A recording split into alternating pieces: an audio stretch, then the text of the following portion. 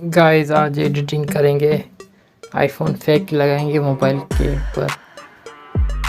Techno का mobile, इसके ऊपर आईफोन फेक लगाएंगे 12 मैक्स 12 आईफोन 12 एडिटिंग करेंगे फेक। ये नहीं चाहिए, दूसरी नीचे चलना। ये आ गया आईफोन 12। यहाँ पे थोड़ा मैचिंग करें हैं, क्रॉप करके फिर सेव करेंगे इसको। और भी आपको सेटिंग बताएंगे, जाके देख लो। इसके प्रो भी आपको नहीं पता चलेगा जो मैंने फीचर इस्तेमाल किया है। गाइस हमने ऐसा ट्रिक लगाया इस वीडियो में, इसमें जो मोबाइल हमने लगाया इसको बिल्कुल आईफोन के जैसा मैच किया है।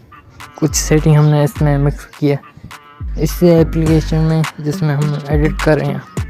इसमें चलो आगे दिखाते हैं वो कौन सी सेटिंग थी हमने इसमें मिक्स की, इस्तेमाल किया।